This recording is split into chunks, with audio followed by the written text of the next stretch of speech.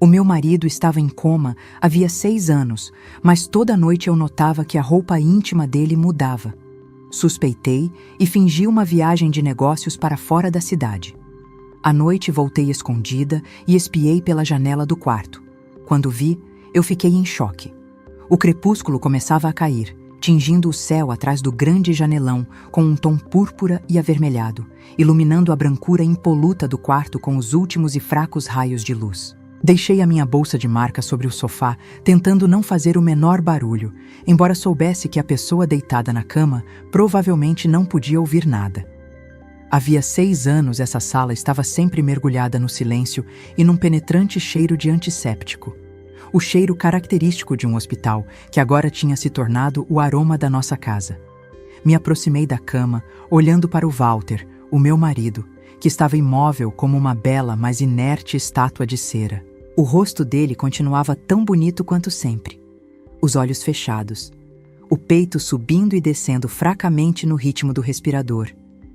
Me sentei na beira da cama acariciando suavemente o cabelo que caía sobre a testa dele. O meu coração se encheu de uma tristeza já familiar. Há 6 anos, um terrível acidente me arrancou o marido alegre e talentoso que uma vez foi, deixando um corpo imóvel que precisava de cuidados para cada garfada e cada momento de descanso. Quem me via sempre me elogiava como uma esposa fiel. Até me chamavam de santa por sacrificar a minha juventude para cuidar de um marido em coma. Mas não sabiam o quanto me sentia sozinha cada noite, enfrentando essas 4 paredes frias.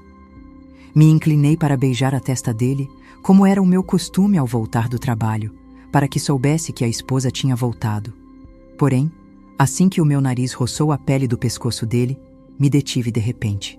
Misturado com o cheiro de álcool medicinal e do sabonete suave de bebê que usava para ele, havia um aroma estranho que atacou o meu olfato. Era o cheiro de um perfume penetrante e sedutor. Um tipo de aroma amadeirado com sândalo e almíscar que se encontra comumente nas colônias masculinas de luxo.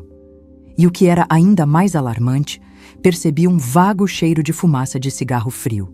Aquele cheiro agudo que gruda na pele de um homem que acabou de fumar. Recuei bruscamente com o coração batendo a 1000 por hora. O Walter estava havia 6 anos acamado. Era impossível que fumasse. E nunca tinha usado perfume. Tentei me acalmar. Talvez fosse o cheiro do médico que veio examiná-lo. Mas então lembrei que a médica pessoal dele era a Vera, uma mulher.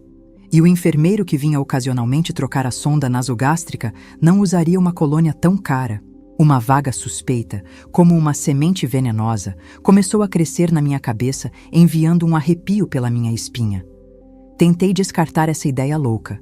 Me levantei e fui ao banheiro buscar água morna para lavar ele.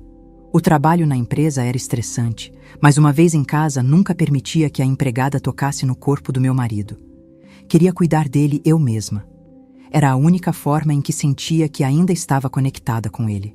Depois de lavá-lo e trocar a roupa dele, levei a bacia e o cesto de roupas sujas para a lavanderia no andar de baixo. A Benedita, a empregada honesta e simples que estava conosco desde o acidente do Walter, estava ocupada cozinhando na cozinha. Tinha a intenção de esquecer o aroma estranho até que comecei a separar as roupas para colocar na máquina de lavar. No cesto do Walter, normalmente, só tinha fraldas geriátricas, algumas toalhas e bermudas de algodão folgadas para facilitar o cuidado dele. Mas hoje as minhas mãos tocaram um tecido diferente.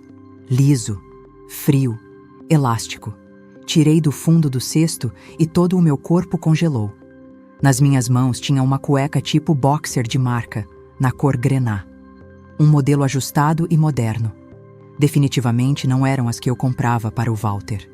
Sendo um doente acamado que não podia controlar as necessidades dele, como poderia usar umas cuecas tão ajustadas e difíceis de tirar? Tremendo, levantei a peça para ver melhor. E a crua realidade me atingiu até revirar o estômago. Essas cuecas tinham sido usadas. Na parte da frente ainda tinha uma pequena mancha fisiológica típica de um homem depois de uma relação. Fiquei gelada no meio da lavanderia, agarrando com força a peça estranha. Um frio percorreu o meu corpo desde a nuca até os pés. O meu marido era um homem em coma. Estava ali imóvel, Todas as atividades dele dependiam de máquinas e de outras pessoas. Então, de onde tinham saído essas cuecas de homem cheias de luxúria?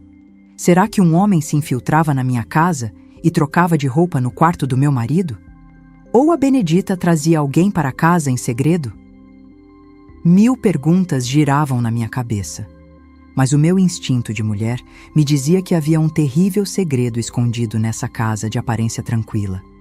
Segurando a roupa íntima estranha, respirei fundo para me acalmar, tentando não mostrar pânico no rosto.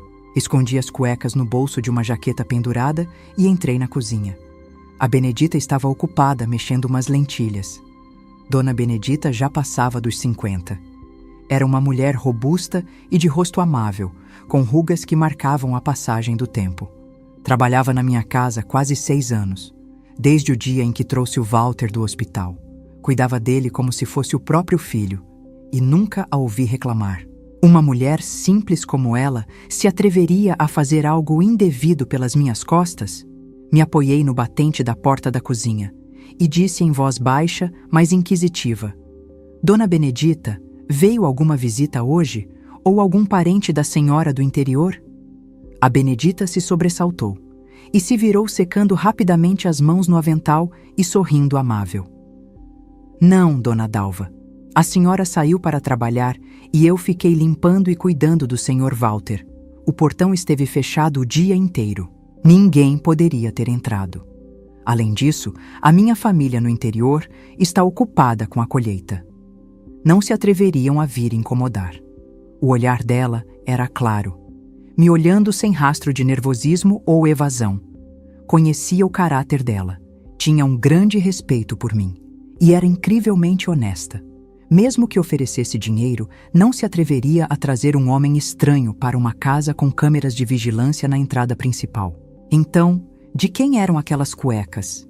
E o cheiro de colônia e de cigarro no corpo do meu marido? Um pensamento descabido cruzou a minha mente. Seria possível que o próprio Walter as tivesse usado?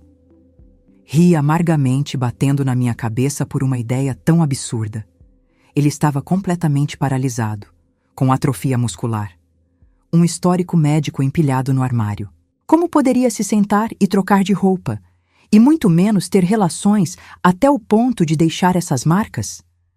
Mas a inquietação, como uma serpente venenosa, continuava rastejando pela minha mente, impedindo que ficasse tranquila.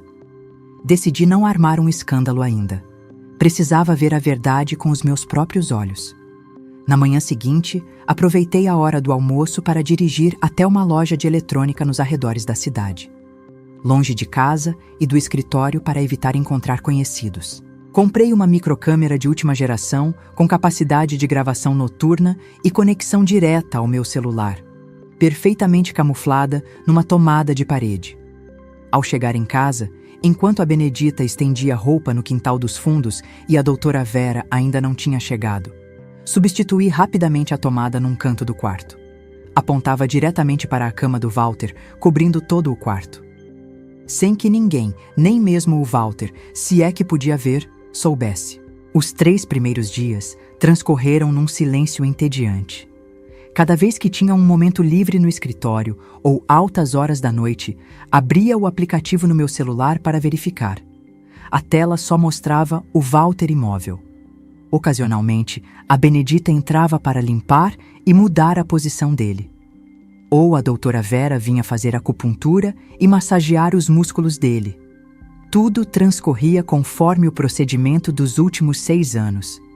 Tão normal que comecei a duvidar de mim mesma. Talvez estivesse sendo sensível demais. Talvez as cuecas fossem só um erro da lavanderia, trazidas acidentalmente pela Benedita. Porém, na 4ª noite, a minha paciência foi recompensada com uma descoberta que me gelou o sangue. Naquela noite, não conseguia dormir, dando voltas na cama até quase 1 da manhã, quando peguei o celular para revisar a câmera. A tela mostrava claramente a penumbra do quarto. Sob a pálida luz amarela do abajur, de repente, o sinal se interrompeu violentamente. Linhas horizontais e verticais corriam caoticamente. Depois, a tela ficou completamente preta. Sinal perdido. Pensei que o Wi-Fi de casa tinha problemas e mudei rapidamente para 4G, Mas a situação era a mesma. Essa interrupção durou exatamente 60 minutos. Às 3 da manhã em ponto, a tela da câmera se acendeu de novo, tão nítida como se nada tivesse acontecido. O meu coração batia com força. Rebobinei a gravação justo no momento em que o sinal voltou. O Walter continuava deitado ali, o cobertor cobrindo o corpo dele ordenadamente. Mas quando ampliei a imagem, o pelo se arrepiou. Antes de o sinal se perder às 2, a mão esquerda do Walter estava colocada sobre o abdômen dele, com os dedos estendidos e lânguidos. Mas quando a imagem voltou às 3, essa mão pendia na beira da cama, os dedos levemente curvados, como se tivesse acabado de segurar algo. Uma pessoa em coma total durante 6 anos, como poderia mudar a posição da própria mão em tão pouco tempo? Não eram fantasmas nem uma falha técnica. Alguém tinha usado um inibidor de frequência para desativar a câmera durante exatamente 1 hora. E nessa hora de cegueira, no quarto do meu marido e meu, tinham acontecido coisas que precisavam ocultar com muito cuidado. Olhei a tela do celular, o rosto adormecido e inocente do homem que uma vez amei mais que a minha própria vida, sentindo que estava olhando um abismo de mentiras e traição. O jantar daquele dia transcorreu numa atmosfera pesada. Embora lá fora caísse uma forte chuva de verão, o som das gotas no telhado do terraço parecia querer varrer o calor abafado da terra. Estava sentada na cabeceira da mesa. Na frente de mim, uma tigela de sopa de frutos do mar quente que a Benedita tinha acabado de preparar. Mas tinha um nó amargo na garganta e não conseguia engolir nem uma colherada. Olhei para o Walter deitado na cama, não muito longe, e depois para a doutora Vera, que cuidava dele com atenção.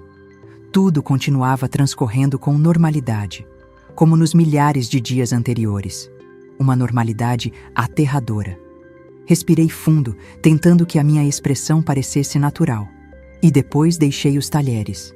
E rompi o silêncio. Disse com um tom levemente cansado e fingido: Dona Benedita, doutora Vera, parece que amanhã tenho que ir para o Rio de Janeiro. Tem um projeto lá com um grande problema estrutural. O empreiteiro fez uma gambiarra e tenho que ir pessoalmente para resolver. A Benedita, que estava servindo o jantar, se deteve. Os olhos anciãos dela refletindo preocupação. Que repentino, dona Dalva. Quanto tempo a senhora vai ficar fora? Ultimamente está muito magra. Não deveria se forçar tanto com o trabalho. Se ficar doente lá, quem vai cuidar da senhora? A preocupação sincera dela me comoveu, e um sentimento de culpa se apoderou de mim por ter que mentir para essa mulher honesta. Me virei para observar a Vera. Diferente da preocupação da Benedita, a Vera só ajustou lentamente os óculos.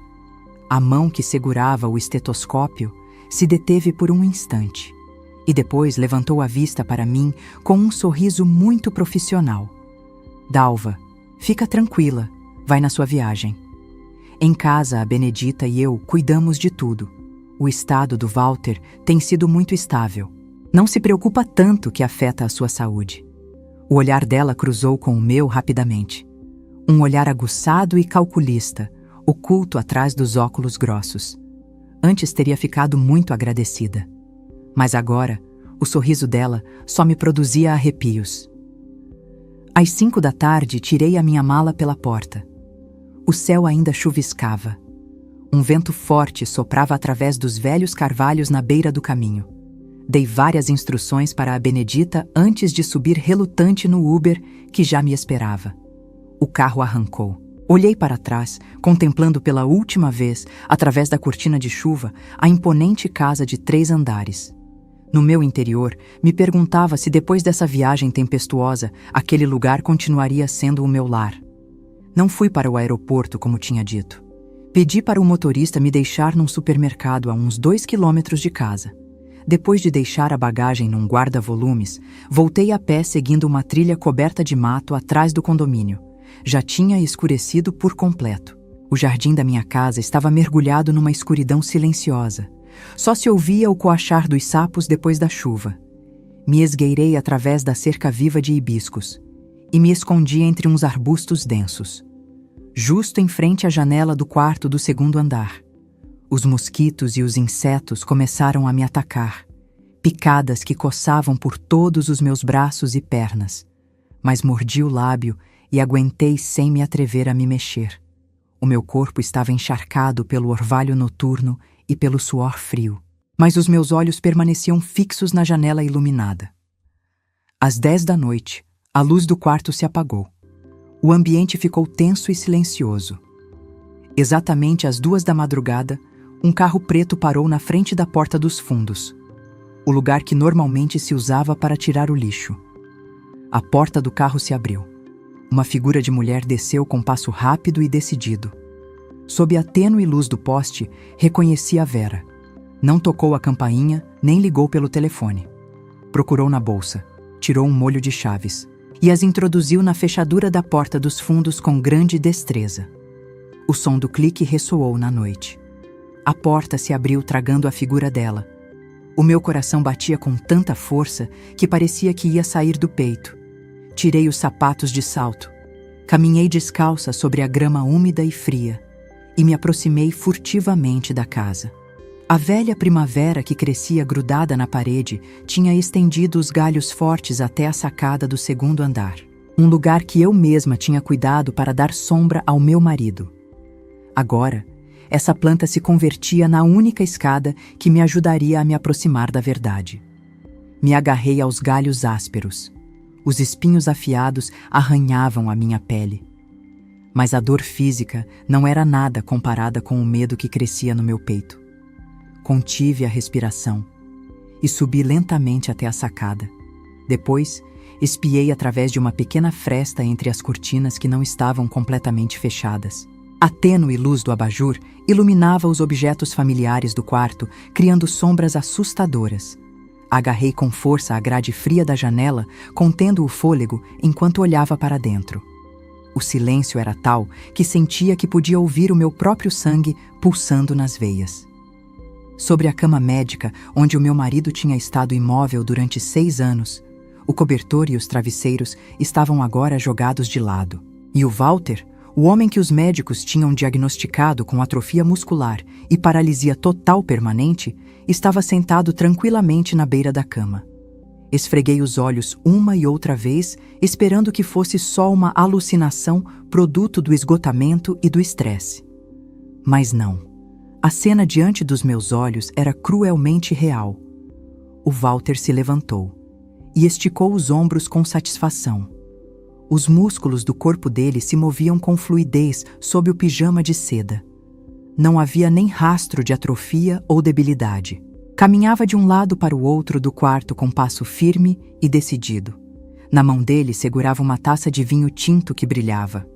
De vez em quando a aproximava do nariz para desfrutar do aroma. A Vera estava sentada no sofá de veludo da frente. Já não usava o jaleco branco de médica, e sim uma camisola fina e sedutora. Recostou para trás com uma mão acariciando o ventre. A voz melosa dela atravessou o vidro fino da janela até os meus ouvidos. Amor, quando vai terminar com essa farsa de se fazer de morto? Estou esgotada. O nosso bebê já começa a dar chutes. Vai deixar que o nosso filho nasça sem poder chamar o pai dele como é devido? As palavras da Vera foram como facas afiadas que se cravaram diretamente no meu coração, retorcendo uma ferida que ainda não tinha cicatrizado. Um filho. Estava grávida. Então o ventre levemente abaulado que tinha notado ultimamente e que eu tinha atribuído a ter engordado era, na realidade, o fruto da relação proibida deles. O Walter se virou, deixou a taça na mesa, se aproximou e abraçou a Vera pelos ombros, inclinando-se para beijar o cabelo dela com ternura. A voz grave e calorosa que tanto tinha ansiado durante 6 anos soava agora cheia de deboche e crueldade.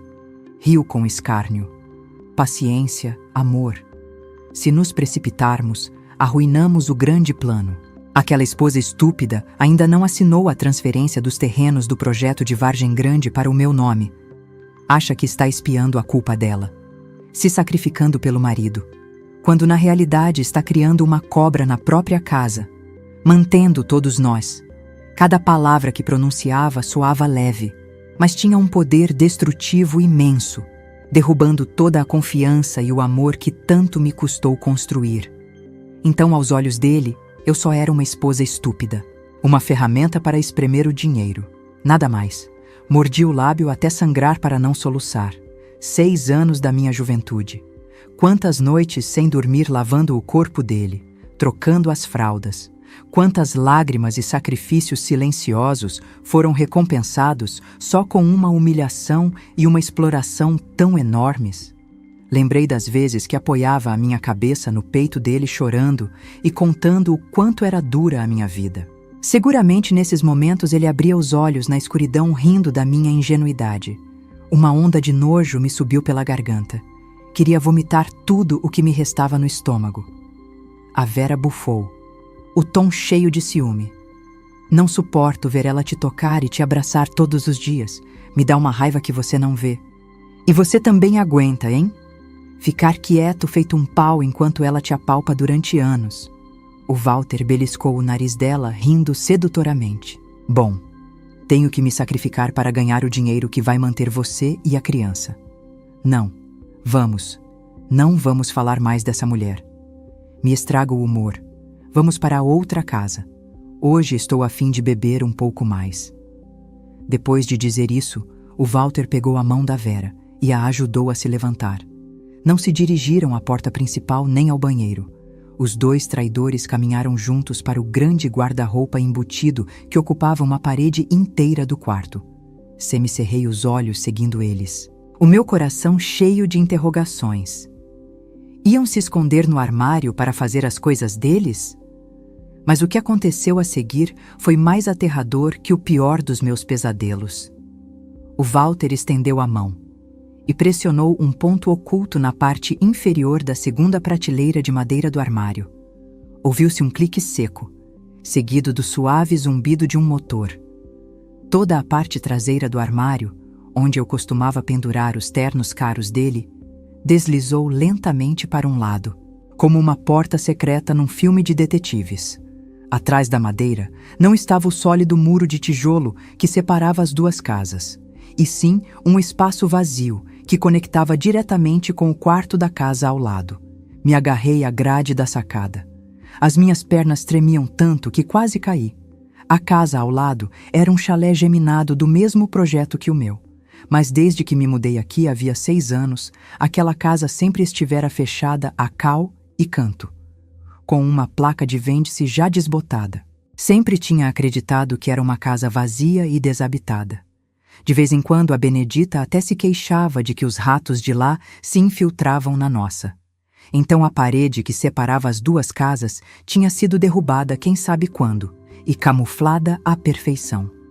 Através da abertura da porta secreta pude vislumbrar o interior da suposta casa vazia. Não estava empoeirada nem úmida como imaginava. Pelo contrário, decorada luxuosamente com um lustre de cristal, sofás de design italiano e caros quadros de arte. Esse era o verdadeiro ninho de amor deles. O lugar onde o Walter e a Vera viviam uma vida de luxo com o dinheiro do meu suor e das minhas lágrimas. O Walter rodeou a cintura da Vera com o braço e atravessaram a porta. Depois a porta se fechou de novo, devolvendo o meu quarto ao silêncio e frieza habituais. Fiquei gelada no meio da sacada ventosa, me sentindo como uma marionete que alguém tinha estado controlando durante anos. Então o Walter não estava acamado 24 horas por dia. De dia, interpretava o papel de um lamentável marido em coma para que eu cuidasse e servisse ele. De noite, quando eu estava exausta e dormindo, ou não estava em casa, deslizava através daquele buraco para a casa ao lado para desfrutar de uma vida de luxo com a amante dele. Talvez enquanto eu trabalhava, ele também estava lá, voltando para a cama justo a tempo para o meu retorno do escritório. Essa verdade era cruel demais. Pesada demais para uma mulher que sempre tinha considerado a família como o mais importante. Lembrei das gélidas noites de inverno. Não me atrevia a colocar o aquecedor muito alto, com medo de ressecar a pele dele. Me levantava 2 ou 3 vezes para cobrir ele, enquanto ele provavelmente estava deitado numa cama macia do outro lado da parede, rindo da minha estupidez. A sensação de ser traída enganada e pisoteada na dignidade. Me oprimia o peito, me custava respirar, como se algo me estrangulasse. Queria gritar, invadir e destruir aquele ninho de adultério, arrastar aquela dupla de infiéis para a luz. Mas o pouco senso comum que me restava me impediu de fazer tal loucura. Estava sozinha no meio da noite. Como ia me enfrentar a duas pessoas sãs e cheias de más intenções? Se invadisse agora, talvez o Walter me matasse para silenciar a testemunha. Ou negariam tudo dizendo que estava alucinando. O vento noturno soprava com força, trazendo um frio que me calava até os ossos, e se filtrava no meu corpo encharcado. Me contive quando uma tontura me assaltou, tendo que me agarrar com força à grade da sacada para não cair. Sabia que não podia desmoronar agora. Tinha que viver. Tinha que me manter lúcida para recuperar tudo o que era meu, para fazer eles pagarem por 6 anos da minha juventude, e pelos milhões de reais, fruto do meu duro trabalho. Respirei fundo, tentando acalmar as batidas descontroladas do meu coração. Os meus olhos olhavam fixamente a fria parede divisória com um ódio imenso. Demorei muito para reunir as forças suficientes para descer da árvore de primavera. Os espinhos afiados me arranharam as mãos, as pernas e o rosto.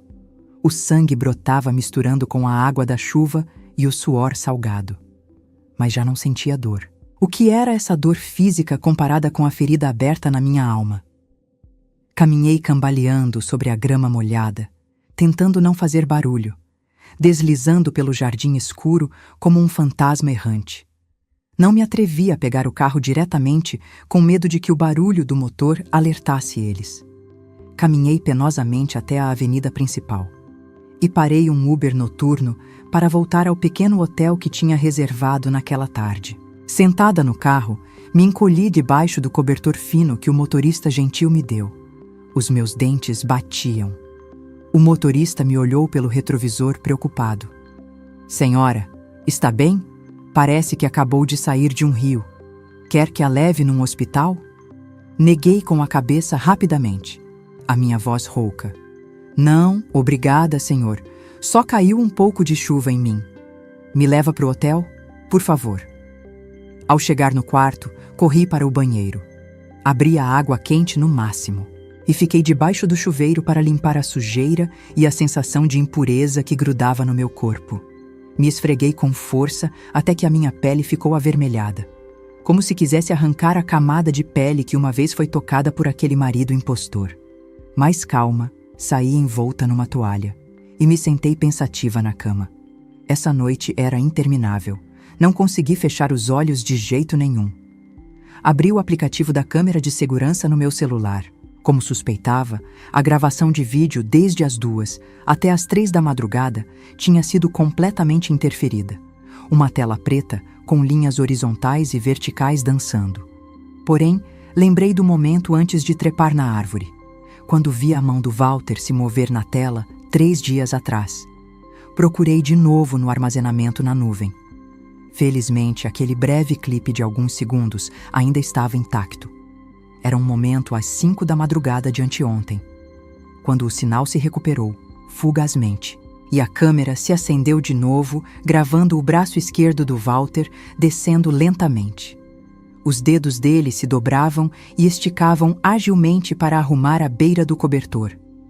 Embora fosse um movimento pequeno, para um paciente diagnosticado com paralisia total, era um milagre médico inexplicável, ou uma prova contundente de uma fraude. Tremendo, guardei o clipe numa pasta secreta, fazendo cópias de segurança em vários lugares diferentes. Essa seria a primeira bala que carregaria na minha arma, mas só com isso não era suficiente. Um clipe curto não podia condenar ninguém. Poderiam argumentar que foi um reflexo muscular natural. Precisava de mais que isso. Precisava de provas da relação ilícita deles, do filho no ventre da Vera e da sofisticada rede de lavagem de dinheiro que tinham construído. Me sentei, abraçando os meus joelhos, junto à janela, olhando a cidade mergulhada num sono profundo. Lá fora, a pálida luz amarela dos postes iluminava as folhas das árvores, criando formas estranhas. lembrei dos meus pais no interior, agricultores com as mãos cobertas de barro, que tinham vendido a fazenda familiar herdada para me dar o capital inicial para o meu negócio, para que pudesse chegar onde estou agora. Mas em vez disso tinha usado o dinheiro do suor e das lágrimas deles para manter uma quadrilha de cruéis golpistas. O arrependimento e o ódio se misturaram, forjando uma determinação de aço no meu interior. A partir desse momento, a esposa boa e paciente chamada Dalva estava morta. O que restava era uma mulher ferida que afiava as garras para se proteger. Na manhã seguinte, em vez de ir para o Rio de Janeiro, como tinha dito, me sentei em silêncio no quarto do hotel. E contratei um detetive particular de confiança para investigar a misteriosa casa ao lado. Com a minha ampla rede de contatos no mundo dos negócios, em só 4 horas recebi um dossiê grosso por e-mail. As minhas mãos tremiam ao abrir cada arquivo anexado. O meu coração batia como se esperasse a sentença de morte do meu próprio casamento. O resultado não foi inesperado, mas a crua verdade ainda me deixava tonta. O chalé não estava vazio nem desabitado. O nome da proprietária registrada era o de uma prima distante da doutora Vera, falecida havia 3 anos por uma doença grave. O surpreendente era que, embora a proprietária tivesse morrido, a casa continuava tendo uma atividade muito intensa. As contas de luz e água mensais eram altíssimas, equivalentes ao consumo de uma família de 4 pessoas com o ar-condicionado funcionando 24 horas por dia. O detetive também me proporcionou outra informação crucial. A Vera não era só uma médica pessoal. Ela e o Walter tinham sido colegas de turma na faculdade de medicina. Até tinham namorado brevemente antes de o Walter me conhecer. Todas as peças do quebra-cabeça dispersas de repente se encaixaram numa imagem completa e aterradora. Não havia nenhuma coincidência. Tudo era um roteiro planejado desde havia 6 anos. Ou até mais. Fechei o notebook e olhei pela janela a cidade barulhenta. Mas por que o meu coração se sentia tão frio e só? Deixei o hotel e me dirigi a uma cafeteria tranquila, num beco pouco movimentado, para continuar a minha investigação. Com o meu acesso de administradora à empresa, entrei no sistema de contabilidade interno e comecei a revisar o fluxo de fundos dos últimos 6 anos. Antes, por confiar demais no Walter e me sentir culpada pelo acidente, assinava todos os documentos sem a menor suspeita. Até dei a Vera poder para gerir uma fundação beneficente, chamada Fundação de Ajuda a Pacientes Cerebrais, para ganhar méritos para o meu marido. A cifra que apareceu na tela me deixou gelada. 3 milhões de reais. Essa era a quantia total que tinha desembolsado durante 6 anos com o pretexto de tratamentos e obras de caridade. Notas fiscais de importação de medicamentos especiais do estrangeiro. Equipamentos médicos de última geração. Tudo comprado a preços exorbitantes de empresas fictícias. Verifiquei o CNPJ dessas empresas e ri até chorar ao descobrir que todas eram empresas fantasmas. O representante legal não era outro que um parente distante da Vera que nem tinha laços de sangue. Então, o dinheiro do meu suor e das minhas lágrimas. O dinheiro da venda da terra dos meus pais no interior tinha sido lavado através dessa falsa fundação beneficente. E depois tinha fluído diretamente para os bolsos pessoais da dupla de adúlteros. Usaram o meu dinheiro para comprar a casa ao lado, para comprar móveis de luxo, artigos de marca para a Vera e para criar o filho bastardo que crescia no ventre dela. Lembrei das vezes que a Vera vinha com um dossiê grosso me pedindo, com a voz doce dela, que assinasse para importar um novo medicamento que seria bom para o Walter. Eu assinava sem ler, enquanto a minha boca ainda estava ocupada agradecendo a sinceridade dela. Apoiei a cabeça na mesa, cobrindo o rosto com as mãos, enquanto lágrimas quentes corriam entre os meus dedos. Não chorava por lamentar a perda do dinheiro. 3 milhões era muito, mas para mim ainda podia recuperar. Chorava pela minha própria estupidez e cegueira. Tinha amado, sacrificado e adorado um demônio com pele de cordeiro. Me perguntava nas noites que ele estava deitado ao meu lado antes de se esgueirar para a casa ao lado. Escutando eu reclamar das dificuldades do trabalho para ganhar dinheiro para o tratamento dele. O que pensava o Walter? Sentia um pouco de pena? Ou simplesmente calculava em silêncio quanto mais podia me espremer?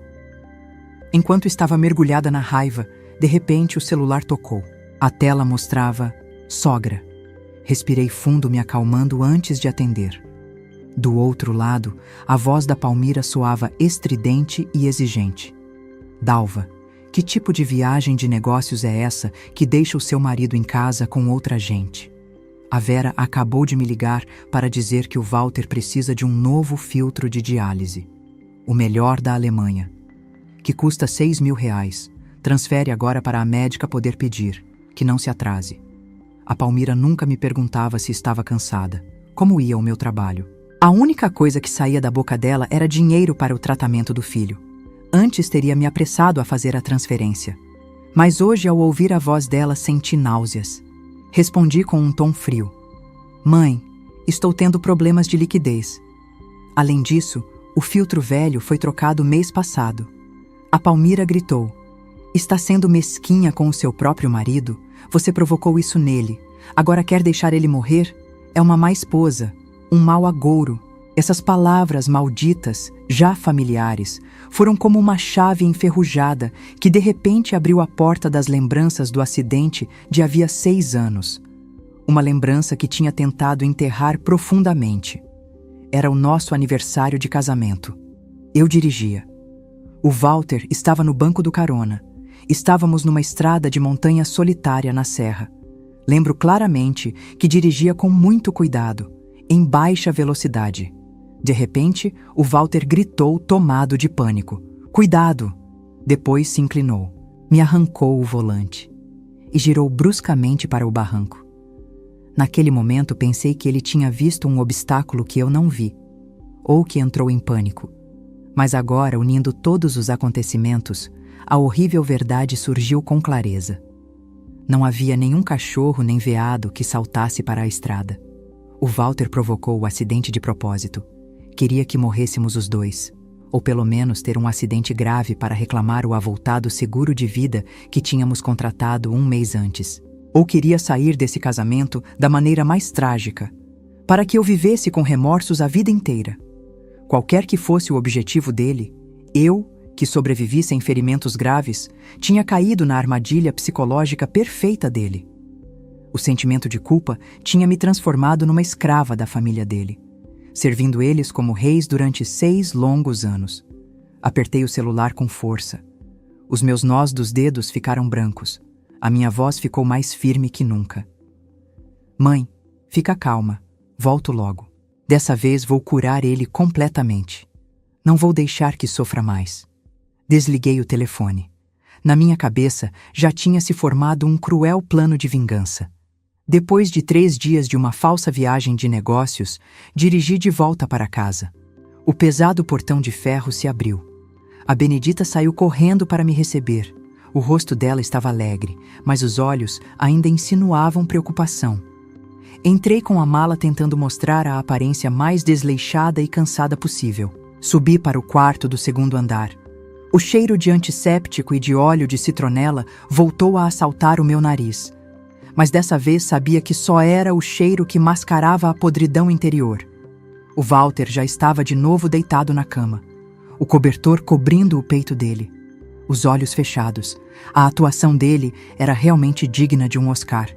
A Vera estava ao lado dele com uma seringa na mão para alimentar ele através da sonda nasogástrica.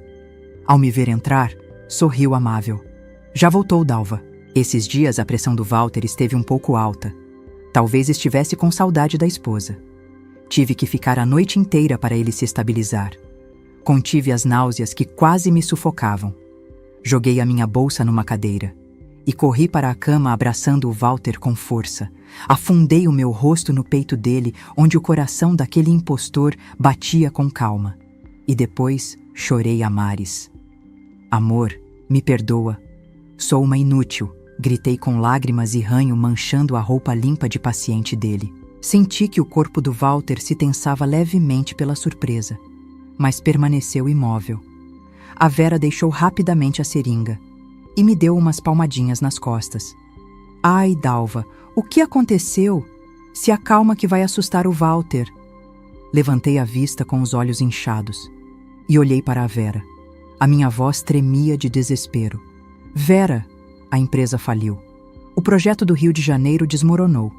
Me exigem uma indenização por descumprimento de contrato de centenas de milhares de reais. Perdi tudo. Vou ter que vender a casa, o carro, vender tudo para pagar. Enquanto falava, observei em segredo a expressão do Walter. Justo quando mencionei a palavra vender a casa, as pálpebras dele se contraíram fortemente, e a mão dele oculta debaixo do cobertor se apertou de repente num punho. A Vera também empalideceu gaguejando. Como pode ser tão grave, Dalva? E o dinheiro para o tratamento do Walter?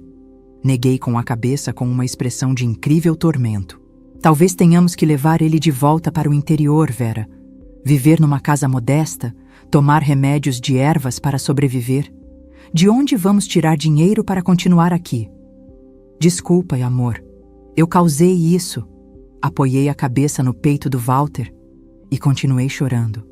Mas o canto dos meus lábios esboçou em segredo um sorriso frio. Depois de soltar a impactante notícia da falência, vi como a atmosfera nessa casa luxuosa mudava por completo. O silêncio que a envolvia já não era a tranquilidade da casa de um doente, e sim a tensão dos cálculos que fervilhavam na cabeça de cada um. A Vera se desculpou para sair fazer uma ligação, seguramente para informar os cúmplices dela da minha crítica situação financeira. Enquanto isso, o Walter continuava deitado ali, mas a respiração dele era mais rápida do que o habitual. O peito dele subia e descia irregularmente. Sabia que a fera estava ferida e em pânico, mas ainda tentava permanecer imóvel, esperando uma oportunidade. Na hora do almoço, disse para a Benedita descansar, para poder preparar eu mesma o purê nutritivo e alimentar o meu marido pela sonda. Preparei uma mistura de carne moída bem batida e morna. Coloquei numa seringa grande e subi para o quarto.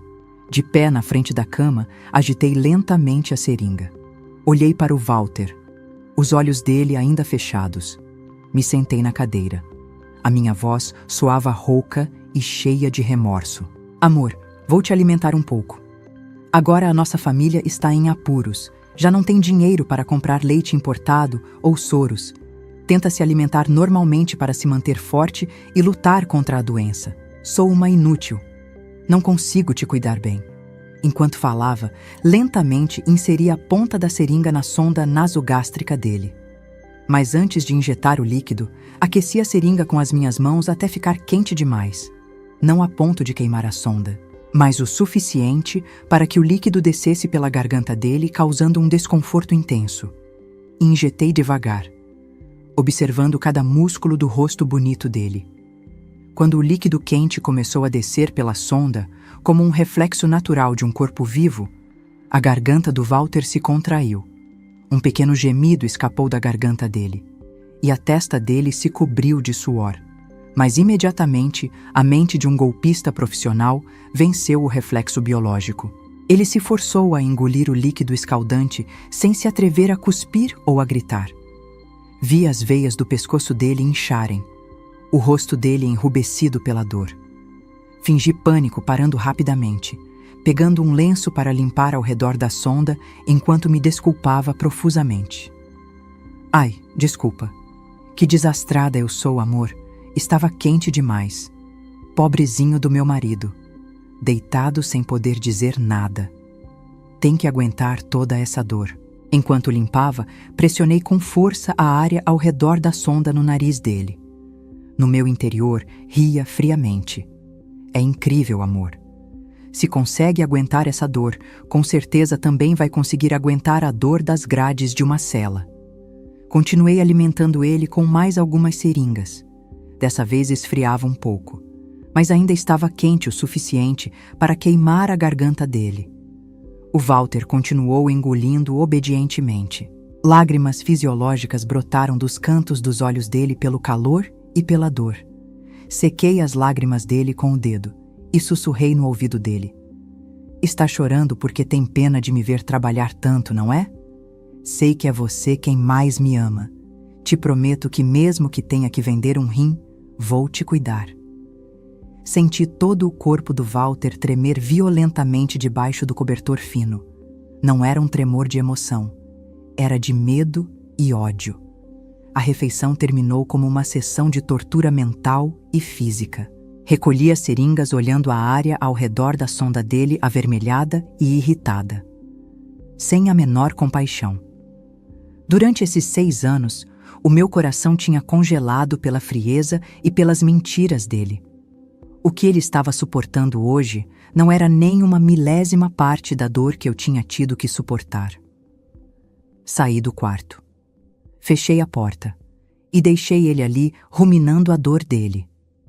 E a imensa confusão sobre o escuro futuro que eu tinha acabado de pintar para ele. Naquela tarde, me tranquei no escritório dizendo para a Benedita e a Vera que tinha que cuidar urgentemente dos documentos da dívida. Na realidade, estava executando o passo mais importante do meu plano de vingança: assegurar os meus ativos e armar uma armadilha de dívida. Como administradora da empresa, com acesso a todas as contas conjuntas, comecei a operar no computador a uma velocidade vertiginosa. Vendi todas as ações que possuía. Embora o preço estivesse baixo, vendi. O objetivo era converter tudo em dinheiro o mais rápido possível. O dinheiro arrecadado mais as minhas economias pessoais secretas transferia em porções para diferentes contas no nome da minha mãe e parentes do interior, com o pretexto de pagar dívidas de terras. Em só 3 horas tinha me convertido sobre o papel de uma mulher rica com grandes ativos para alguém sem nada. A sensação de ver desaparecer as cifras das minhas contas não me produziu arrependimento. Pelo contrário, senti um alívio imenso, como se tivesse tirado um peso de cima. O dinheiro se pode recuperar, mas a liberdade e a justiça têm que ser conquistadas por uma mesma. O próximo passo foi a farsa da dívida de 20 milhões de reais. Contactei um velho amigo que agora trabalhava em finanças opacas e pedi para ele preparar um dossiê de empréstimo falso, mas de aparência autêntica.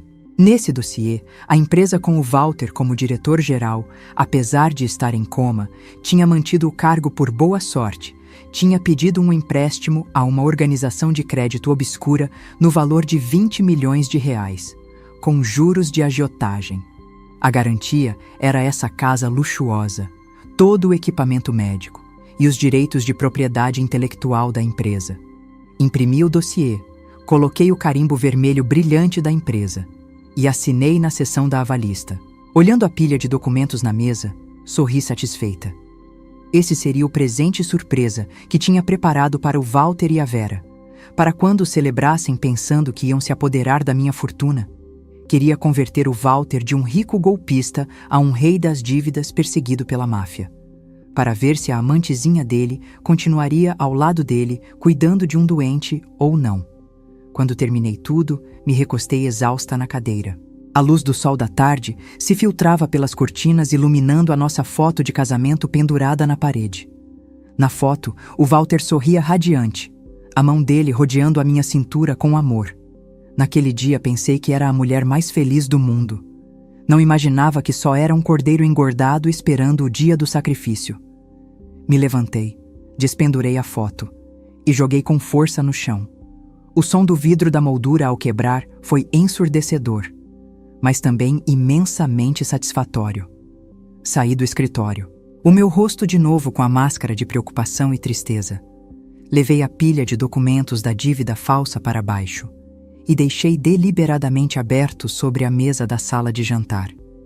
Queria que a Vera visse, que essa informação chegasse aos ouvidos do Walter o mais rápido possível. Nos dias seguintes, a atmosfera em casa ficou claramente mais tensa. A Vera já não podia manter a calma profissional dela. Frequentemente ia para um canto do jardim falar pelo telefone, sempre com a testa franzida e preocupada. Notei especialmente que a Vera começou a mudar a forma de vestir dela. Deixou os vestidos ajustados por roupas folgadas. o jaleco branco de médica sempre abotoado até em cima. Mas por mais bem que ocultasse, o caminhar pesado e o ventre abaulado dela atrás do tecido não podia me enganar. Essa manhã, vi a Vera sentada na mesa da sala de jantar, acariciando o ventre com uma careta de cansaço. Fingi preocupação.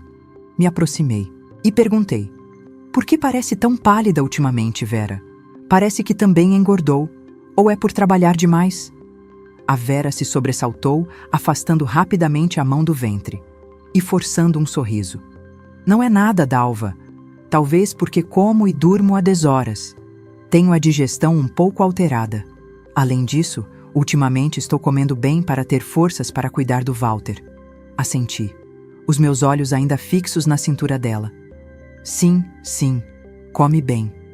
Notei que a sua pele está mais luminosa ultimamente. Está mais cheinha. Não será que tem boas notícias?" A Vera empalideceu, negando, gaguejando. "O que está dizendo, Dalva? Se nem tenho namorado. Boas notícias de quem? Só engordei um pouco." Ri para dentro. Sem namorado, mas com o marido de outra. E até prestes a dar à luz ao filho do marido de outra na casa de outra. Fui para a cozinha e peguei uma lata de sardinhas portuguesas de primeira qualidade. Uma iguaria que costumava comprar para o Walter. Era uma conserva caríssima. 100 gramas custavam uma fortuna. Levei a lata para a Vera. Disse amável: "Está bem, Vera. Você sacrificou muito pelo meu marido. Agora a minha família está passando por um mau momento. Não tenho dinheiro para te pagar um salário decente. Essa lata de sardinhas é um produto excelente. Te dou de presente para você se cuidar. Considera um pequeno sinal de agradecimento da minha família." Os olhos da Vera brilharam ao ver a lata. Vinha de uma família humilde e era gananciosa. Ao ver algo caro, não podia se conter. Se apressou a me agradecer. "Ah, que gentileza! Muito obrigada, Dalva. Você é muito boa. Mesmo nesses momentos difíceis, continua pensando em mim." Não sabia que antes de dar para ela, tinha usado um secador de cabelo para descolar cuidadosamente a etiqueta da data de validade e substituir por uma falsa com uma data nova. Na realidade, aquela conserva estava vencida havia 1 ano. Tinha esquecido num canto da despensa. Olhei a Vera abraçar a lata como um tesouro. No meu interior pensei: come, come muito, para ver se o feto no seu ventre consegue digerir a minha generosidade. Não sou uma pessoa má que quer fazer mal a uma criança não nascida. Mas para a mãe dela, que me roubou cruelmente o marido e o dinheiro, um pouco de dor de estômago e diarreia é só uma lição leve. Queria adormecer eles numa falsa sensação de segurança, que acreditassem que continuava sendo a tola crédula de sempre, para que o meu golpe final fosse o mais devastador. O meu plano estava entrando no clímax, e sabia que em breve essa casa se converteria num feroz campo de batalha. Não queria que pessoas inocentes fossem afetadas, especialmente a Benedita. Era a única pessoa nessa casa que tinha me tratado com sinceridade e simplicidade. Durante 6 anos, sem a ajuda dela para levar a casa, teria desmoronado havia muito tempo. Não sabia nada da farsa do Walter e da Vera. Continuava limpando e trocando as fraldas falsas do Walter com diligência, sem perceber que o patrão dela tinha acabado de usar o banheiro na casa ao lado antes dela entrar. Naquela noite, depois do jantar, chamei a Benedita para a sala e coloquei um envelope grosso na mão dela. A Benedita me olhou confusa. "O que é isso, dona Dalva? Já me deu o salário desse mês." Segurei as mãos ásperas e calejadas dela. A minha voz se quebrou. "Dona Benedita, isso não é o salário. É um presente para a senhora. Considera o 13º adiantado." A Benedita tentou devolver. "Mas se ainda faltam meses para o fim do ano, por que me dá agora?" Além disso, ouvi dizer que a casa está passando por dificuldades, com muitas dívidas. Não me sinto bem aceitando esse dinheiro. Guarda para os seus assuntos. A honestidade dela me fez sentir um nó na garganta. No meio de uma sociedade tão cheia de enganos, ainda havia pessoas pobres no material, mas ricas no afeto como ela. Devolvi o envelope com firmeza, mentindo com fluidez. "Aceita, por favor. Me fará feliz. Eu me encarrego das dívidas. Ah, e notei que ultimamente a senhora reclama de dor nas costas. Deve ser por trabalhar demais. Na semana que vem dou uma semana de férias para a senhora ir ao interior visitar os filhos e os netos. Já comprei a passagem de ônibus. Amanhã de manhã vai embora. A Benedita se surpreendeu. Ir para o interior? E quem vai cuidar da comida? Quem vai cuidar do Sr. Walter? A doutora Vera está ocupada e a senhora trabalha o dia inteiro. Como vou embora? Tranquilizei ela. Não se preocupa. Na semana que vem vou trabalhar de casa. Posso me encarregar de tudo. Descansa para recuperar as forças. A sua família no interior com certeza sente falta da senhora. Vai. E quando tudo se resolver, ligo para a senhora voltar. Tive que insistir muito para ela aceitar. Ver ela com os olhos lacrimejados de emoção, metendo umas poucas peças velhas numa sacola, me doeu o coração. Queria que fosse embora daqui, longe da tempestade que se aproximava. Não queria que presenciasse a chegada dos cobradores de dívidas, ou a entrada da polícia para prender alguém. Era boa demais para suportar tal comoção. Na manhã seguinte, acompanhei a Benedita até a porta. Ao ver ela desaparecer na esquina na moto de um conhecido, suspirei aliviada. Tinha tirado um peso de cima. Agora, nessa espaçosa e luxuosa casa, só restávamos os meus 2 inimigos e eu. Só 2 dias depois de a Benedita ir embora, a atmosfera em casa ficou tão densa que se podia cortar com uma faca. Sem as mãos cuidadosas dela, todo o trabalho recaía sobre os meus ombros.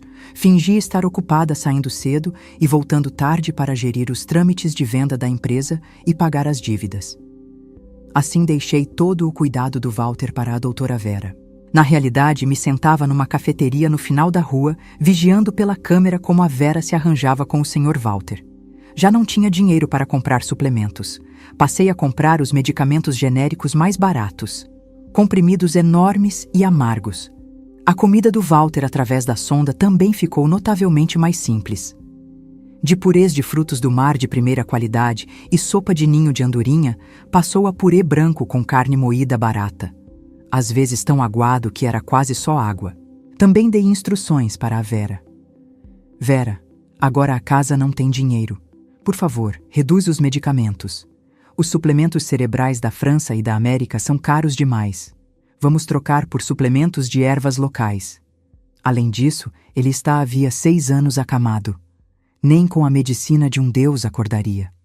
Ao ver a Vera com a testa franzida, segurando os medicamentos locais, soube que sentia muita pena pelo amante dela.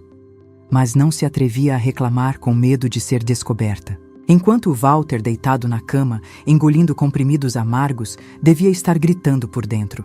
O dinheiro tinha acabado. O que significava que a vida de luxo no chalé ao lado também tinha sido interrompida.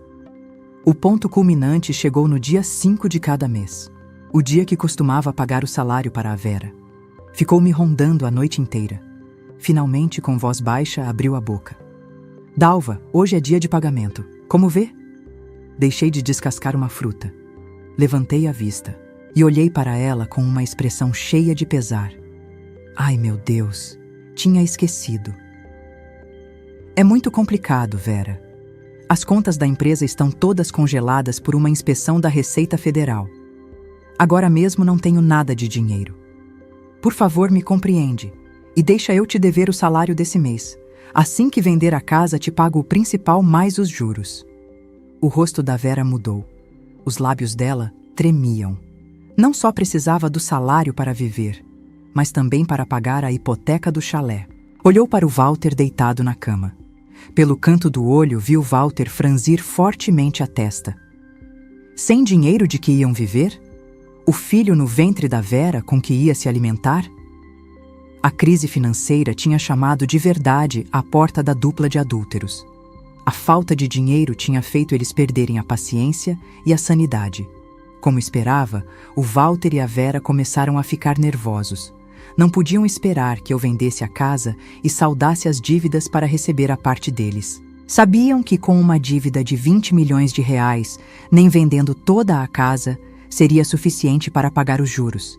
Precisavam de dinheiro fresco e rápido. E assim, na noite seguinte, enquanto eu estava sentada na sala, fingindo olhar a pilha de documentos da dívida, a Vera me trouxe um copo de suco de laranja. A voz dela era doce e atenciosa. Dalva, bebe um pouco para não se esgotar. Te vejo muito preocupada. Eu também estou angustiada com um problema de dívida tão grave. Que tal se considerarmos vender alguns ativos, Dalva? Suspirei profundamente. Sim, também estou tentando vender essa casa. Com a economia como está, há poucos compradores e muitos que pechinchavam. Se vendermos essa casa, onde vamos morar? Onde vamos deitar o Walter? A Vera se sentou ao meu lado e sussurrou. Lembro que ainda tem uns terrenos numa urbanização perto do aeroporto. Agora o solo lá está subindo de preço. Se vende, com certeza tira bastante. Suficiente para cobrir a dívida temporariamente. E ainda sobraria algo para os gastos médicos do Walter. Fingi surpresa. Ah, é verdade. Tinha esquecido completamente. Esses terrenos devem valer agora uns 2 milhões.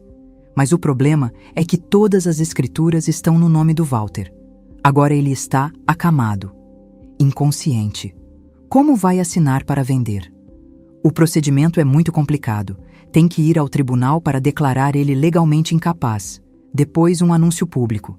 É um processo muito longo.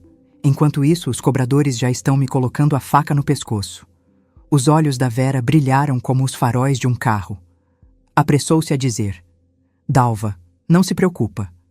Conheço um advogado muito bom, especialista em casos difíceis como esse. Diz que tem uma forma de fazer o trâmite da impressão digital em casa, rápido e prático. Só se precisa de testemunhas. O importante é salvar a situação. Primeiro olhei o rosto entusiasmado dela e ri para dentro. Essa moça está ansiosa demais. Não foi em vão que preparei o banquete e a convidei para comer. Fingi duvidar, pensando durante um longo tempo. E depois assenti. Bom, acho que não sobra outro jeito. Liga para esse advogado imediatamente. Faz o mais rápido possível. Eu também estou esgotada. Quero resolver isso para poder me concentrar em cuidar do Walter. A Vera, exultante, como se tivesse encontrado ouro, saiu correndo para fazer a ligação. Olhei as costas dela e sorri. 2 dias depois, a Vera trouxe um homem com um terno impecável para casa, apresentando ele como o advogado, especialista em resolver disputas de ativos complexas. Ao ver a aparência polida e os olhos astutos do homem, soube imediatamente que era um dos comparsas da Vera. Que advogado de verdade trabalharia de uma maneira tão rápida e pouco ortodoxa? Mas ainda assim, recebi ele amável. Servi uma bebida e tratei como um convidado de honra. O advogado tirou um dossiê grosso e colocou sobre a mesa, falando em voz alta. Olá, Dalva! Segundo o falado com a Vera, preparei os documentos para uma procuração completa sobre os ativos do Walter a favor da Vera, para ela gerir e dispor deles para as despesas do tratamento dele. Como o Walter está em coma, vamos usar o procedimento da impressão digital. Já mexi todos os pauzinhos, só tem que assinar como testemunha. E pronto. Por que a procuração para a Vera e não para mim? A razão que deu soava muito plausível. Dalva, agora mesmo você é uma grande devedora. Se os ativos se transferem para o seu nome, os credores embargam imediatamente. A Vera é uma terceira pessoa. Além disso, como a médica que trata ele diretamente colocar no nome dela, é o mais seguro. Um roubo à mão armada disfarçado de ato de bondade. Peguei o dossiê, fingindo ler cada página com muita atenção. As minhas mãos tremendo como se estivesse comovida. Enquanto a Vera e o advogado se olhavam sorrindo satisfeitos, troquei discretamente a folha mais importante que estava intercalada no meio do dossiê. Tinha preparado essa folha de antemão com o mesmo formato e fonte, mas com um conteúdo completamente diferente. Não era uma procuração, era uma confissão de dívida e cessão de participações da empresa. Nela, o Walter reconhecia que a dívida de 20 milhões da empresa tinha sido sob a direção dele para fins pessoais, e que agora cedia todos os ativos restantes para reparar as perdas. Coloquei o dossiê na frente do Walter e tirei uma almofada de tinta vermelha. A Vera agilmente pegou a mão do Walter. Pressionou o polegar dele na tinta e depois estampou com força no papel. O Walter estava imóvel com os olhos fechados. Mas eu sabia que estava mais consciente que nunca, executando a fraude do século. Depois de o Walter estampar a impressão digital dele, assinei na seção de testemunhas e devolvi para o advogado. Ele pegou o papel, deu uma olhada rápida e guardou diretamente na maleta dele. Não percebeu que tinha acabado de segurar a sentença de morte da conspiração dele. Todo o falso procedimento legal tinha terminado. O Walter e a Vera estavam convencidos de que já tinham nas mãos ativos no valor de R$2 milhões e que em breve iam me jogar na rua. Naquela noite, vi a Vera comprar vinho e aperitivos para levar para a casa ao lado, seguramente para celebrar a vitória deles. Enquanto isso, eu estava no meu quarto olhando o relógio. Marcava meia-noite. Uns dias antes tinha comprado em segredo uma pequena máquina de fumaça de palco e tinha escondido num canto do depósito. Essa noite, sabendo que o Walter tinha se esgueirado para a casa da Vera para celebrar, desci furtivamente para o andar de baixo e ativei o aparelho. Em poucos minutos, uma fumaça branca densa começou a sair, filtrando pelas frestas das portas e envolvendo o primeiro andar. O cheiro de fumaça de uns papéis velhos que queimei de propósito se estendeu rapidamente por toda a casa. Corri para a sacada do segundo andar. Respirei fundo e gritei histericamente: "Fogo! Fogo! Socorro! Socorro! O meu marido! Vizinhos!" O meu grito dilacerante ressoou na noite silenciosa, despertando todo o condomínio. As luzes das casas vizinhas se acenderam. Os cachorros latiam ruidosamente. Ouvi-se passos correndo. Ativei o sistema de alarme de incêndios do prédio. A sirene uivou ensurdecedora, como se rasgasse a noite. Corri para o quintal. Abri escancarado o portão de ferro com o cabelo revolto, o rosto sujo de fuligem, e chorando, apontei para o segundo andar. O meu marido, o Walter, ainda está lá em cima. Por favor, salvem ele. Está paralisado, não pode correr. Vários jovens vizinhos, alguns com extintores, outros com pés de cabra, subiram correndo as escadas. Eram pessoas amáveis e entusiasmadas que sempre tinham se compadecido da minha situação. Uma esposa jovem com um marido inválido. O som dos passos apressados e dos gritos ressoou por toda a casa. Corri atrás deles observando em segredo. Tinha muita fumaça, mas a maior parte era falsa da máquina de fumaça. Não causava asfixia, mas era suficiente para turvar a vista e criar o pânico necessário. "Derrubem a porta! Rápido! Derrubem!" gritou um vizinho. A pesada porta de carvalho foi chutada com força e se abriu batendo na parede com um estrondo. A luz das lanternas dos celulares de todos varreu o quarto em penumbra. Contive a respiração com o coração batendo com força, esperando o momento em que se abrisse a cortina. E então, todos se detiveram em seco. Um silêncio repentino se apoderou da cena, superando o som da sirene de alarme que continuava uivando. Na familiar cama médica, o cobertor e os travesseiros estavam desarrumados, mas não havia ninguém deitado ali. O respirador continuava zumbindo, mas o tubo de respiração estava jogado no chão. "Cadê a senhora, dona Dalva?" "Disse que o marido da senhora estava aqui", disse um vizinho se virando para mim com um olhar de confusão e suspeita. Caminhei cambaleando para a cama. Toquei o lugar ainda morno onde ele tinha estado deitado.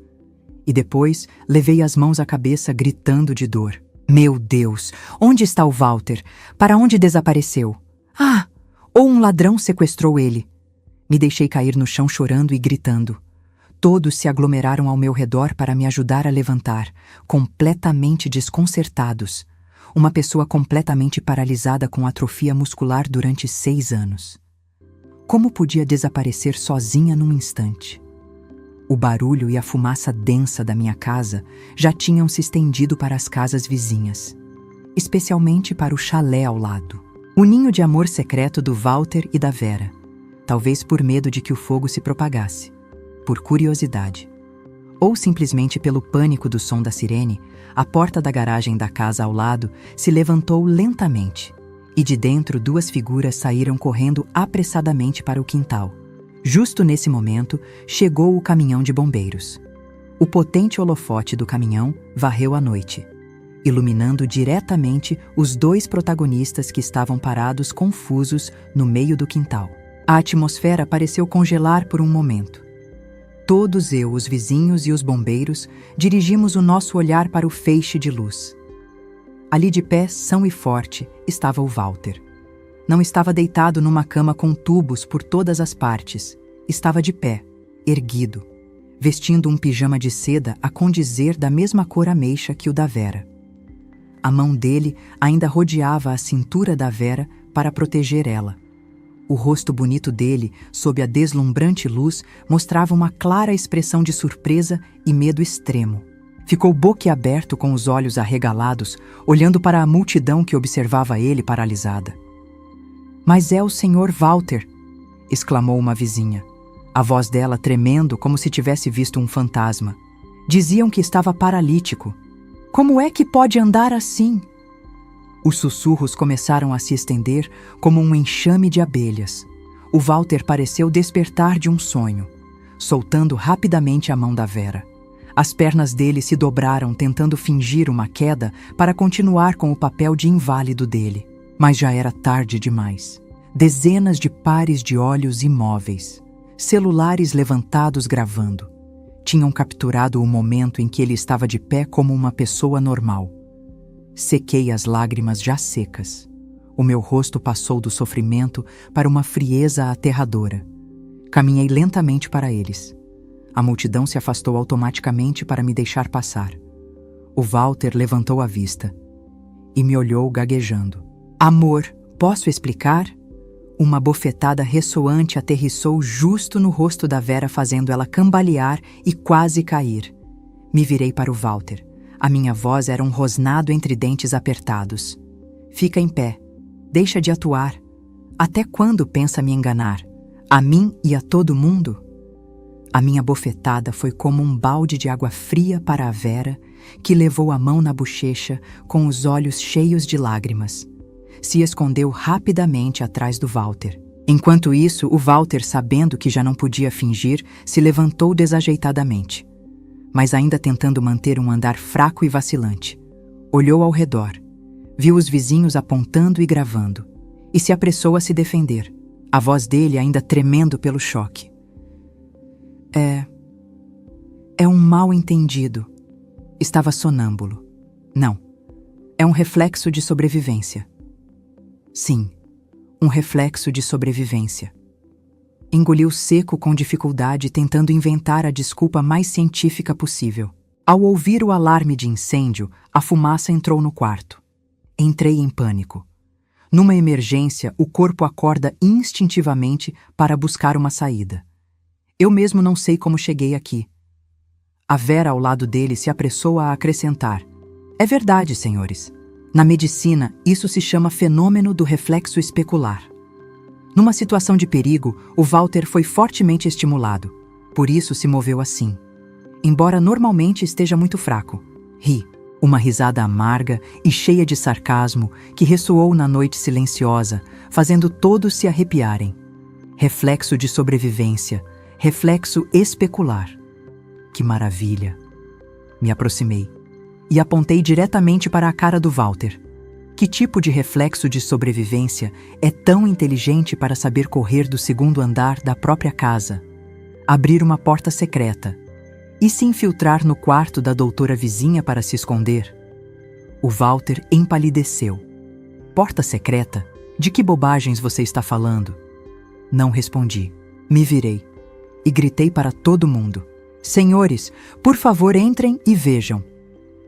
Dentro do guarda-roupa embutido do quarto da minha casa, tem uma porta que conecta com a casa da senhora Vera. Os dois derrubaram a parede que une as duas casas, quem sabe desde quando, para facilitar os encontros amorosos deles, convertendo a minha casa no cenário de um golpe. A minha acusação foi como uma bomba que explodiu no meio da multidão. Vários jovens curiosos subiram correndo para o quarto para comprovar. Pouco depois ouviram-se gritos de cima. É verdade! Atrás do armário tem uma passagem que conecta com a casa ao lado. Meu Deus! É incrível! O Walter e a Vera ficaram gelados, os rostos pálidos como cera.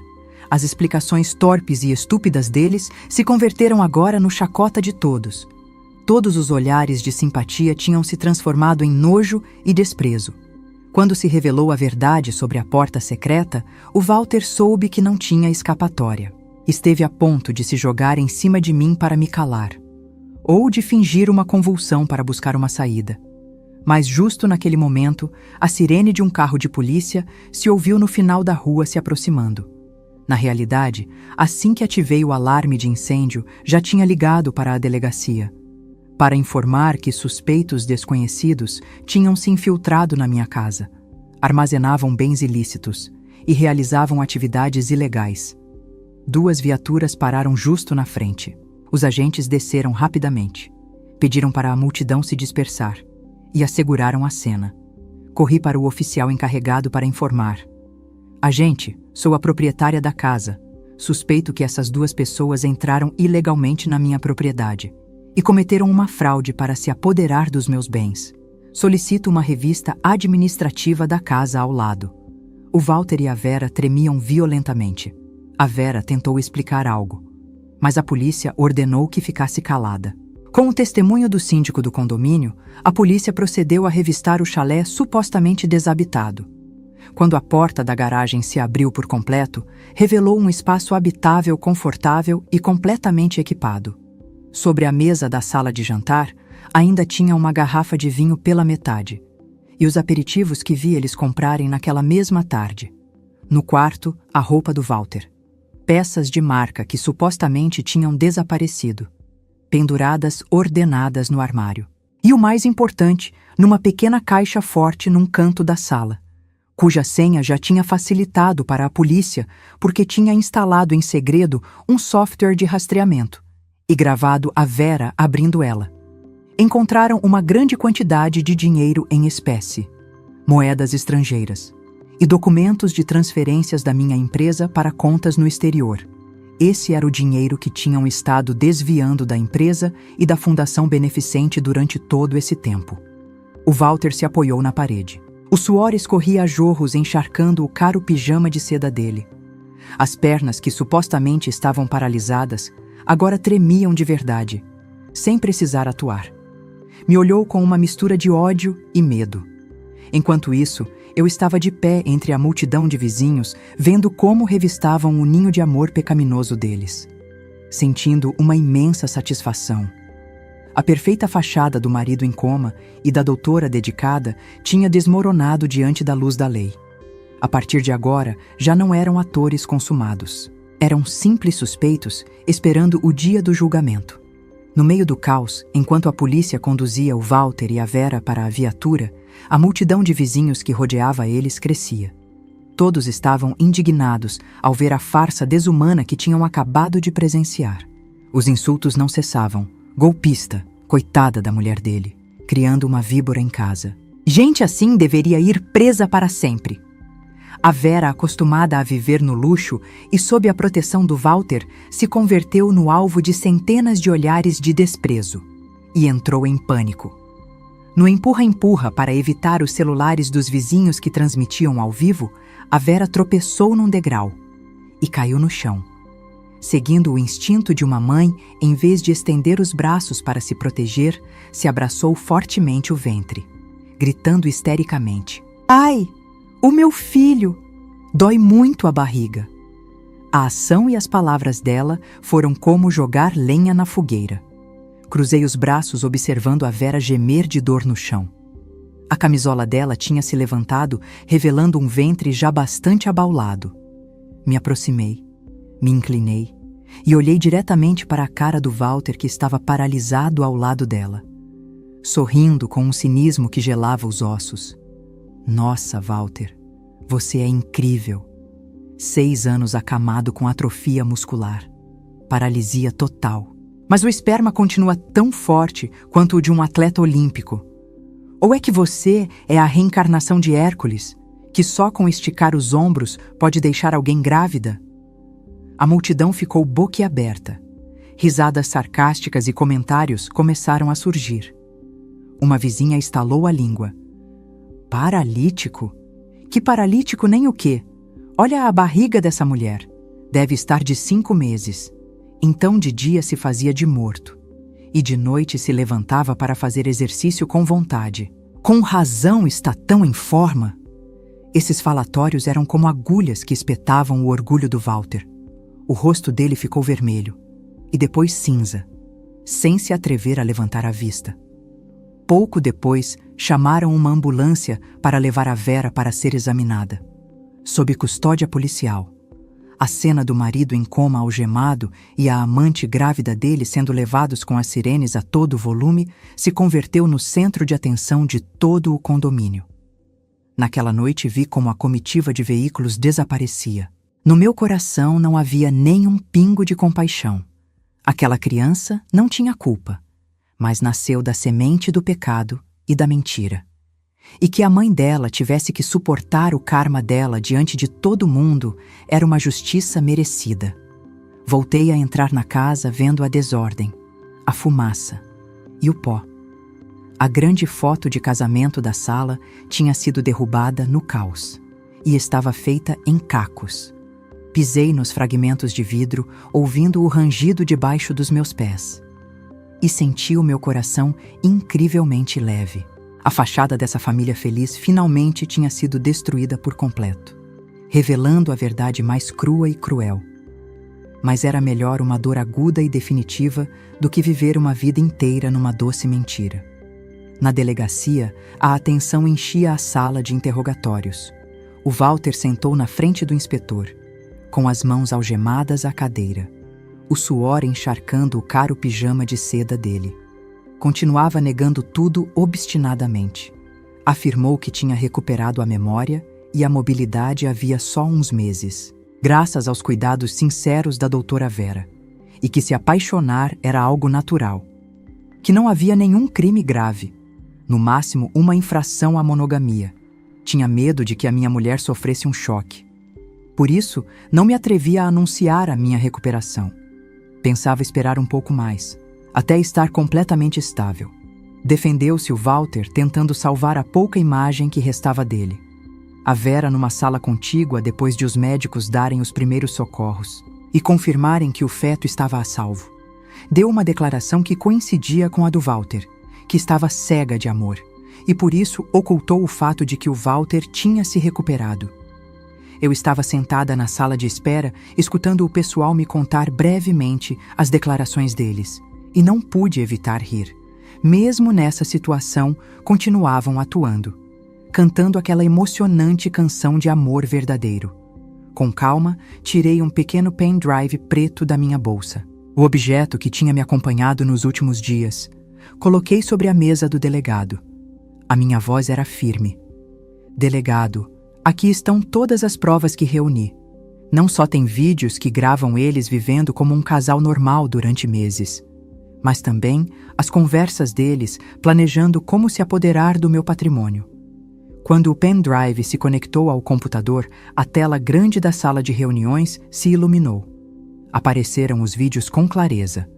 Cenas do Walter caminhando livremente pela casa. O Walter e a Vera brindando com taças de vinho para celebrar o sucesso de ter me enganado para assinar uma grande doação.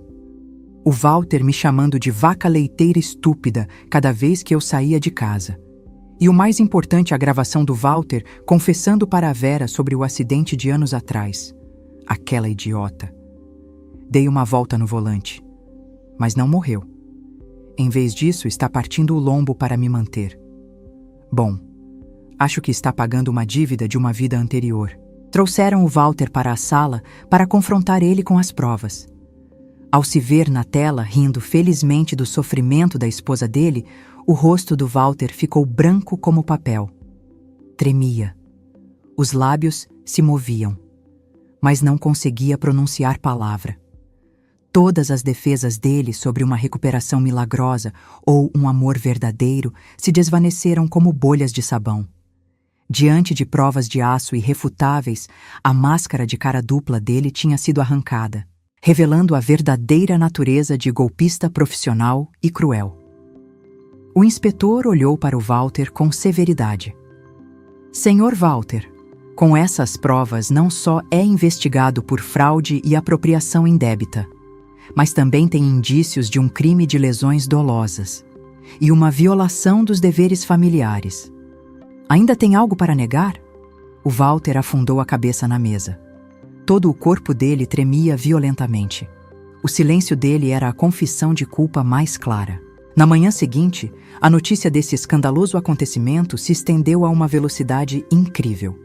A minha sogra, a Palmira, que estava no interior ao ficar sabendo que o filho tinha sido preso, se apressou a vir para a cidade e invadiu a delegacia como um redemoinho chorando e gritando, armando um escândalo. Meu Deus, o meu filho está doente, acamado. O que pode ter feito para ser preso? Soltem o meu filho, é uma calúnia. Ao me ver sentada trabalhando com o meu advogado num canto, a Palmira se jogou em cima de mim para me atacar. Você armou uma cilada para o seu próprio marido. Má mulher, cobra venenosa, tenho que te matar. Felizmente os agentes intervieram rapidamente e seguraram ela com força. A Palmira se debatia com os olhos injetados de sangue de ódio, sem parar de me insultar. Me levantei, arrumei a roupa e olhei para ela com uma mistura de frieza e pena. Fiz um sinal para o meu advogado dar uma pilha de fotocópias para ela. Palmira, se acalma. O seu filho não foi caluniado. Não só está perfeitamente são, mas também tem energia para deixar uma mulher grávida de 5 meses. E isso. Lê direito. A Palmira arrancou a pilha de papéis. As mãos dela tremendo passando as páginas. Eram cópias da confissão de dívida que o Walter e a Vera tinham estampado com a impressão digital uns dias antes, acreditando que era uma procuração, junto com a notificação do banco sobre o embargo de todos os bens em garantia. Falei lentamente, palavra por palavra, para se gravar no cérebro dela. O seu filho e a amada amante dele assinaram uma confissão de dívida de 20 milhões de reais da empresa. Todos os bens dele, incluindo a casa luxuosa da qual tanto se gabava, os terrenos do interior onde a senhora mora e a casa familiar da qual tanto alardeava, agora pertencem aos credores. Já solicitei o divórcio e o tribunal admitiu os papéis hoje de manhã. Agora não tenho nenhuma relação com essa família cheia de dívidas. 20 milhões de reais de dívida, gaguejou a Palmira. O rosto dela estava pálido como o de um cadáver. Não podia acreditar no que ouvia. Tinha vindo exigir justiça, dar uma lição na nora. E em vez disso, recebia uma notícia que era como um raio num dia limpo. A vida inteira tinha cultivado a ganância, esperando que o filho ficasse rico para poder viver à grande. Agora o filho estava na cadeia, a fortuna dele desaparecida, e ela mesma se converteria numa indigente. O choque foi grande demais para a Palmira, que não conseguiu se manter em pé. Revirou os olhos e desmaiou no chão da delegacia. Olhei para ela já no chão, o meu coração impassível. O karma dá voltas. A ganância sem limites de mãe e filho finalmente os tinha levado ao abismo. Me virei para um agente e disse: desculpa, por favor, chama uma ambulância para ela. Os meus assuntos aqui terminaram. Vou embora. Saí da delegacia respirando o ar da liberdade, deixando para trás a tragédia da família deles. Diante da ameaça da cadeia e uma dura condenação, o amor verdadeiro entre o Walter e a Vera desmoronou mais rápido que uma bolha de sabão. Ao ficar sabendo que o Walter tinha assinado a confissão de uma dívida milionária e que toda a fortuna tinha desaparecido, a Vera percebeu que não restava nada para lutar. Compreendeu que se continuasse protegendo o Walter, perderia tudo: a carreira, a honra e o futuro do filho que carregava no ventre. O instinto de sobrevivência se apoderou dela, transformando ela de uma doce amante na mais fria das traidoras. Na sala de interrogatórios, a Vera mudou a atitude dela 180 graus.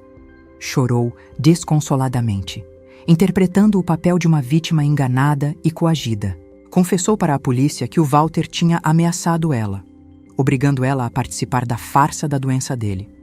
Acusou o Walter de ser o cérebro de tudo, desde a criação da fundação beneficente falsa para lavar dinheiro, até a falsificação dos laudos médicos. Eu só era uma doutora que trabalhava por um salário. Me ameaçou com matar toda a minha família se não obedecesse. Tinha medo demais. Por isso tive que participar. Esse filho também é porque me forçou. Soluçava a Vera, as lágrimas de crocodilo caindo a rodo. Na sala contígua, ao Walter mostraram o vídeo da declaração da Vera. Ficou atônito ao ver a mulher que uma vez amou com loucura jogar toda a culpa nele. A raiva consumiu ele e perdeu o controle. Se jogou sobre a tela gritando feito um louco. Vagabunda mentirosa! É uma víbora! Foi você que me disse para fingir estar doente para espremer o dinheiro da Dalva? Foi você que me disse para ter paciência até ela vender os terrenos e agora quer lavar as mãos? Tomado pela raiva, o Walter confessou tudo, detalhando cada uma das ações da Vera para se vingar. Admitiu que foi a Vera que contactou diretamente com as farmacêuticas fictícias para superfaturar, e que era ela a titular das contas que recebiam o dinheiro ilícito. Os dois que uma vez se juraram lealdade eterna, que dormiram abraçados, agora se atacavam sem piedade na delegacia, desvelando os cantos mais escuros um do outro para aliviar as próprias condenações. Eu observava tudo através de um monitor, sentindo um nojo profundo.